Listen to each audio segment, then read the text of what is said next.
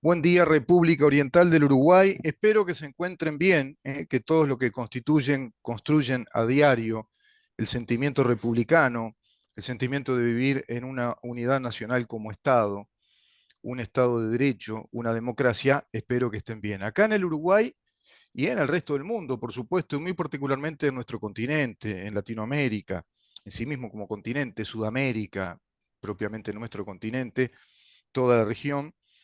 Porque claro, muchos uruguayos que viven en el exterior hace muchísimos años, Uruguay país de emigración, como tantos sociólogos advierten ya desde décadas, Uruguay en una especie de situación crónica, de país poblacionalmente, o si vos querés, demográficamente estancado, que no crece o tiene mínimos crecimientos que no mueven la aguja, no son significativos.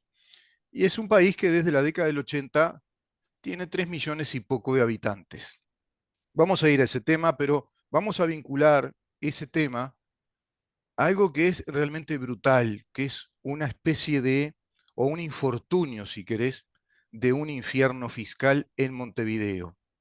Montevideo realmente es un infierno fiscal, y no solo eso, sino que también es un infierno en las contraprestaciones de esa presión tributaria que nos exige, porque cuando el Estado te exige, es coercitivo, es decir, imprime su monopolio de la fuerza. Eso es una organización de poder. Y sabido es que la humanidad se ha organizado desde los estados. Y el Estado en sí mismo, ese Estado moderno, concebido ya desde las revoluciones modernas, y que se va a consagrar con la Declaratoria Universal de los Derechos del Hombre y del Ciudadano, que se va perfilando a través de los siglos con aquella Magna Carta Libertatis de los ingleses, que se va a definir históricamente con la Declaración de la Independencia de los Estados Unidos, y posteriormente en nuestro continente con cada una de las declaraciones de independencia y las constituciones que nos van, bueno, a otorgar una carta de ciudadanía a nivel de las naciones planetarias. Uruguay nace como un Estado soberano, republicano, democrático, que se manifiesta como tal ante el mundo como una libre asociación de personas, una asociación política, evidentemente una sociedad también, y una organización jurídica que le da el basamento, la ingeniería, la estructura de funcionamiento de esa regla de conducta. De ahí que podemos decir desde las teorías clásicas que un Estado de Derecho es un orden jurídico político con soberanía. No alcanza, hay mucho más, hay muchas teorías, se ha desarrollado muchísimo la teoría de Estado, las razones de Estado, inclusive la historia del Estado. No es el tema hoy. Pero ¿qué te quiero decir con todo esto? Que cuando el Estado te imprime algo, una norma de conducta, legisla, eso va a ser inevitable, es coercitivo, es decir, te va a aplicar el imperio de la fuerza que tiene el Estado. Si no pagas algo, tenés multas. Si no pagas un crédito, te corre una mora, automáticamente un interés moratorio que te va incrementando el monto de la deuda. Por ejemplo, en materia financiera, en materia económica. Si compras un auto, tenés que pagarlo, si no se rescinde el contrato. Y si vendés el auto tiene que estar en muy buen estado porque también se puede rescindir el contrato. Por ejemplo, desde un vicio oculto de la cosa o el incumplimiento de las cláusulas contractuales. Y así sucesivamente. Imagínate en términos penales, ¿no? Si violás, si violentás, si burlás el orden jurídico de la pacífica convivencia, y a partir de ahí el Estado se manifiesta como tal, como el bien mayor a tutelar, dado que es el, justamente esa técnica o esa tecnología que nos instrumenta el orden de convivencia. Y si a esa tecnología la alterás, la violentás en su orden de convivencia, tiene previsto un elenco de resultados que son las tipificaciones penales. Un elenco de resultados punitivos, sancionatorios, penales precisamente. Hay penalidad, hay punición, hay castigo para que se reconfigure, es decir, para que se reconfigure ese orden jurídico de convivencia. Evidentemente, cuando no pagas algo en Montevideo, vas a tener deudas. Cuando Montevideo te dice que suben las contribuciones inmobiliarias, vas a tener que pagarlas. Cuando Montevideo te dice que sube la patente de rodado, vas a tener que pagarla. No es negociable. Siquiera es negociable una multa de tránsito, porque cuando te aparece en el recibo correspondiente del pago de la patente de rodados, hay ahí entonces, digamos que una adición, un complemento que te van a cobrar por concepto de multa, que siquiera la mayoría de los usuarios sabemos cuándo fue, cómo ocurrió, pero te dicen que hubo un exceso de velocidad o pasaste en luz roja, etcétera, a través del flasheo de cámaras, muchas de ellas ocultas, otras no tanto, que dan cuenta de que ese coche con esa matrícula cometió una infracción de tránsito. Tema muy discutible, un tema que vale la pena desarrollar en un artículo, lo digo acá al pasar. Pero respecto a ese sistema de vigilancia, que a su vez implica un presupuesto importante que todos los montevideanos pagamos, y seguro que en el interior es igual, pero acá es mucho más caro, más amplio. Montevideo concentra prácticamente la mitad de la población del país. Esta macrocefalia es muy notoria en esta ciudad cada vez más extendida, más desprolija, urbanísticamente desprolija, que nos cobra muy caro el hecho de vivir. Vamos a entrar en ese tema hoy, a desarrollarlo, después vamos a profundizar algunos aspectos con Carlos Barbosa, el Guardián de la República, en la última parte del programa, en los 15 minutos finales, pero quiero venir también con noticias más felices, si vos querés, noticias más alentadoras.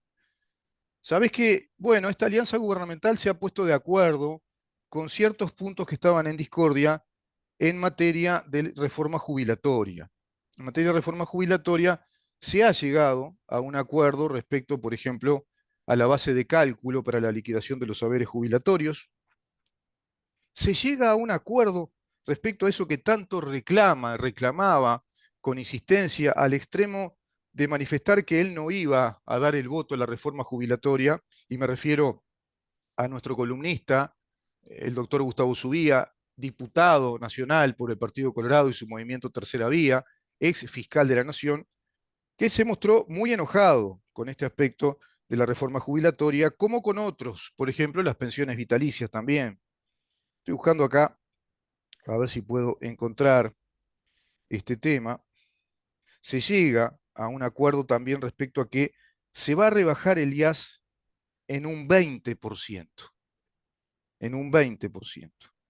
Es decir, que en términos de este paradigma incambiado del pilar solidario de reparto intergeneracional, ese es el sistema que adoptó Uruguay hace mucho tiempo como un sistema previsional jubilatorio, como un sistema incluso de la previsión de la seguridad social. Bueno, este sistema, dentro de ese paradigma incambiado, repito, porque acá hemos considerado y vamos a seguir considerando que hay alternativas mejores en ese sentido, bueno, hay evidentemente aspectos alentadores en cuanto a este acuerdo, porque si no, sería peor la cosa para este gobierno. Y sería el caldo de cultivo de la experticia propagandística que muy bien sabe desarrollar la izquierda organizada del Uruguay, que está entrenada para eso, que milita desde ese entrenamiento básico de la argumentación propagandística. Lo argumentativo en tanto relato propagandístico y no lo argumentativo en tanto la afinación de datos de la realidad, de una estadística cierta que sea pasible de un análisis técnico. No tenemos ese tipo de conducta política en ninguno de los integrantes del Frente Amplio, hoy por hoy en calidad de oposición, es decir, en calidad de senadores y diputados, de colegisladores que hasta la fecha no han colegislado nada, es decir, han planteado una acérrima, contumaz oposición desde lo legislativo a partir de que este gobierno asumió el Poder Ejecutivo del Uruguay y una mayoría parlamentaria en el Poder Legislativo. ¿Cuántos temas se van desglosando, van decantando a medida que uno hace memoria? Y desde esa, digamos, revolución sanitaria obligatoria que le plantea una pandemia al mundo, el gobierno, que se manifiesta como un gobierno modélico a nivel mundial, que asombra al mundo, que le provoca admiración, que inspira admiración en el mundo, bueno, es un gobierno muy atacado en la interna política por esa oposición contumaz que planteaba, digamos que un menú de recetas financieras que nos iban a llevar evidentemente a mayor ruina económica de la que ya nos dejaron, a la cual nos trajeron después de 15 años de gobiernos altamente tributaristas, ejerciendo una fortísima presión fiscal en un pequeño país, endeudándolo exponencialmente, endeudándolo en su endeudamiento externo e interno. La deuda pública uruguaya es muy grande, es muy alta. Per cápita estamos debiendo más de 21.000 dólares cada uno de nosotros por año. Y a su vez, un país deficitario en lo fiscal, con un mamotreto, paquidermos, por ejemplo, burocráticos como el propio BPS, que requiere 10.000 millones de dólares por año para financiarse y dar las prestaciones que corresponden. Bueno, en estos temas se van poniendo de acuerdo. Informa la diaria, por ejemplo, que Lacalle Pou, el presidente de la República, logra un acuerdo con los distintos integrantes de la alianza gubernamental. Se ven acá las imágenes en esta nota publicada en el día de hoy, 18 de abril de 2023, a Conrado Rodríguez, amigo de la casa, columnista que está los viernes, también Germán Cuitiño, Jorge Alvear y Adrián Peña, que sigue siendo, creo yo, el titular de Ciudadanos en la interna del Partido Colorado, el ex ministro de Ambiente. Lacalle Pou aceptó las propuestas del Partido Colorado, posibilidad de retiro a los 63 años, no a los 65, corrección del salto abrupto entre sistemas y reducción gradual del IAS. El senador Adrián Peña dijo que el paquete de cambios que plantean no superará los 100 millones de dólares de costo adicional. El miércoles el equipo económico terminará de definir los detalles para que el proyecto se pueda empezar a votar el jueves en comisión.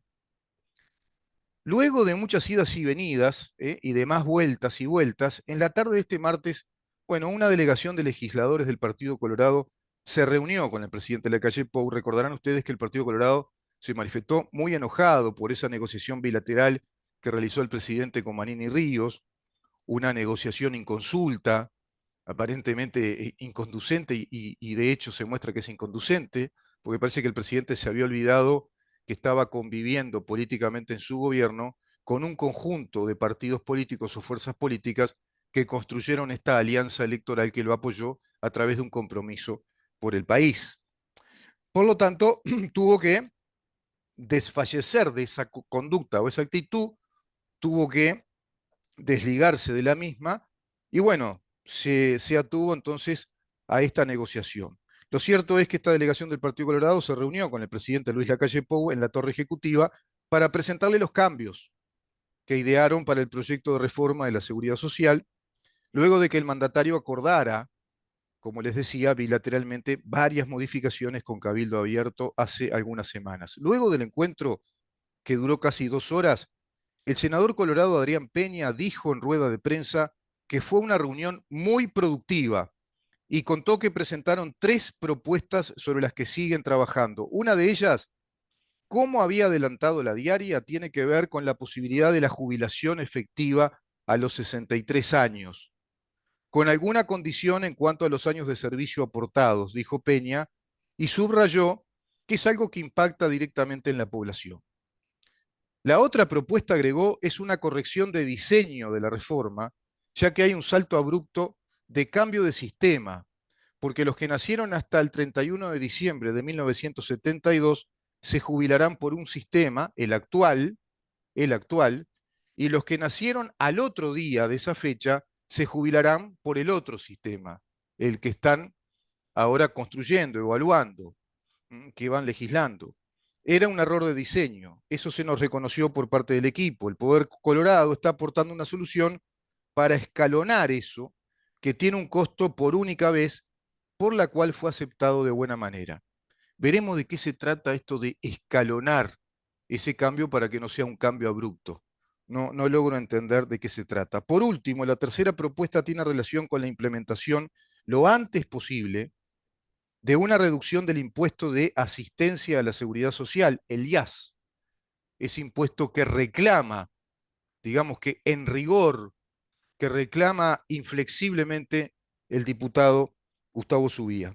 Este fue el caballito de batalla, precisamente, del diputado colorado, Gustavo Subía, quien a su vez se quejaba de que el presidente no lo atendía cuando él le pedía reuniones para manifestarle cuál era su propuesta y los motivos, inclusive éticos, y estratégicos de esta alianza de gobierno que se había comprometido, como así lo hizo el propio presidente de la República, antes de las elecciones, durante y a posteriori de las elecciones, de rebajar el IAS a niveles significativos o prácticamente eliminar el IAS de las jubilaciones.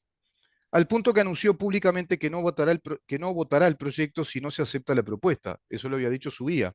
De cualquier manera, Peña subrayó que ese punto también es plataforma del Partido Colorado. ¿Qué quiere decir esto? Adrián Peña, como senador ahora del Partido Colorado y como ex líder del sector ciudadano, que tiene una influencia importantísima en ese sector, y por supuesto es un mensaje a la interna del Partido Colorado, porque lo acompaña nada más y nada menos que el diputado Conrado Rodríguez, quien es, digamos, un referente del sector de Ballistas Unidos. El Partido Colorado entonces está dando el mensaje de que están de acuerdo con los planteos de Subía, integran a Subía en estos planteos de una rebaja significativa del impuesto a las jubilaciones, impuesto que colocó, que legisló, que creó el Frente Amplio. Impuesto que se le ocurrió al señor del lápiz fino, digo yo, el que afinaba la punta para hacer todos los cálculos impositivos que eran nada más y nada menos que la industria de ingresos económicos para la burocracia estatal. Me refiero al contador Danilo Astori. Contador nefasto en cuanto al incremento ostensible de la presión tributaria de impuestos directos e indirectos que afectaron muchísimo toda la actividad privada de este país que, como te decía al comienzo del programa, tiene apenas 3 millones y no llega a medio millón más. 3 millones, quizá 400.000 personas, por dar un número redondo. Un país que con esa cantidad de personas, si vos vas sumando, la actividad pública concentra fácilmente, promedio de 800.000 personas por lo menos, que están indisoluble y necesariamente vinculadas a las actividades económicas y de empleo que el Estado uruguayo desarrolla, por eso decimos que es un Estado corporativo. Bueno, acotó que todavía no saben qué reducción pedirán. Subía quería entre el 20 y el 25%, por lo tanto el miércoles harán consultas para afinar esto y ver cómo se escalona esta nueva ventaja. Se habla en la nota del 20%, no se sabe todavía, se verá, tema que conversaremos con el doctor Subía el próximo viernes, por supuesto el próximo viernes, Dios mediante. Es un paquete que desde nuestro punto de vista, dice Adrián Peña, no superará los 100 millones de dólares de costo. Bueno, después también está el tema de la prisión domiciliaria. Se va a acordar legislar que los mayores de 65 años tengan prisión domiciliaria, supongo yo que en determinados elencos delictivos. Y ahí parecería ser que también se va a negociar que todos los presos políticos que tenemos en Domingo Arena queden en prisión domiciliaria. Esta es una negociación que parte de Cabildo Abierto. Se inicia en Cabildo Abierto y lo vuelca a esta alianza gubernamental que también se manifiesta, aparentemente, se manifiesta de acuerdo. El otro gran tema que se va resolviendo es el proyecto de ley de tenencia compartida, tema que estamos tratando acá con el doctor Raúl Menéndez, especialista en ese tema, y que vamos a tratar mañana con la diputada Inés Moncillo, también dedicada, especializada en este tema hace mucho tiempo. Es una de las grandes materias que ella trata y desarrolla en su calidad de diputada, de representante nacional por Cabildo Abierto, a quien agradecemos públicamente su participación en el programa y bueno, la gentileza que tiene mañana de compartir con nosotros este tema en detalle. Vamos a conversar con otros especialistas también vinculados a este tema, como la doctora, si no me equivoco, Grisel Pereira, también especialista en este tema, asesora letrada de Cabildo Abierto, abogada, doctora en Derecho y Ciencias Sociales, también con posgrados hechos en Derecho de Familia y Derechos de la Infancia. Cámara de Diputados también plantea que se agrega al Código Penal el agravante para las denuncias falsas, una agravante incluso para las denuncias falsas, es decir, simulación de delito, que es un delito tipificado en el Código Penal, y que el juez pueda valorar muy especialmente los casos de progenitores formalizados por denuncias falsas y que supongan un riesgo para el interés superior del niño, me parece acá un articulado muy necesario y muy acertado. la agravante inclusive de la simulación de delito cuando se denuncie de pronto a un progenitor, sea madre o padre, a través de pronto la tipificación de un delito de violencia doméstica, violencia de género, etcétera, y eso no es verdad, eso no es real. Bueno, que tenga un agravante ese delito de simulación de delito en estos casos. Por lo tanto, acá estaríamos, bueno, en las antípodas de lo que se decía anteriormente, en un proyecto de ley que había formulado Ciudadanos, que era quitar la simulación de delito como figura delictiva de tipificación general, una norma general, quitarla en el ámbito, digamos, de determinadas tipificaciones delictivas. Parece que esa locura no se da. El martes, cerca de las 22, diputados de la coalición todavía estaban, bueno, pasando artículos de aquí para allá para terminar de redondear el famoso proyecto de tenencia compartida que se votará este miércoles, hoy, en la Cámara Baja. Veremos qué sucede. Mañana tendremos novedades entonces de primera mano con la diputada Inés Moncillo. Ya fue aprobado en el Senado este proyecto y tuvo, bueno, varios dolores de cabeza dentro del oficialismo. Finalmente, luego de una reunión de 3 horas entre diputados colorados, blancos y cabildantes, el martes de noche llegaron a un acuerdo, según supo la diaria también, por legisladores de la coalición. Por lo tanto, como se diría en el Vaticano, hay humo blanco para aprobarlo. Bueno, y hasta hace pocas horas había dudas dentro del oficialismo sobre si se podían llegar a las 50 manos levantadas. Parecería que sí. Parecería que parte del acuerdo fue agregar lo propuesto por la diputada colorada del sector Ciudadanos, María Eugenia Rosselló, que lo trabajó con el representante blanco, Alfonso Lerete. Ambos eran los que más dudaban y más dudas tenían con el proyecto de incluir en el Código Penal un artículo nuevo que prevea una agravante para el delito de calumnia y simulación de delito ante las denuncias falsas, indicaron fuentes del oficialismo. No entiendo por qué tantas dudas ante un agravante como esta en materia incluso de infancia, ¿no? Que nuestro país, desde lo constitucional y desde también lo civil y lo procesal, es un país abocado jurídicamente a la protección del niño, a la protección de la infancia. Y esa protección de la infancia, que si vos querés agregarle que tiene muchos convenios internacionales y que tiene muchas declaraciones universales de los derechos humanos del niño, evidentemente, ¿cómo no concebir que tenga un agravante ese delito de simulación cuando se simule un delito que pueda perjudicar la convivencia de uno de los progenitores con ese niño, con ese infante, sea niña o sea niño?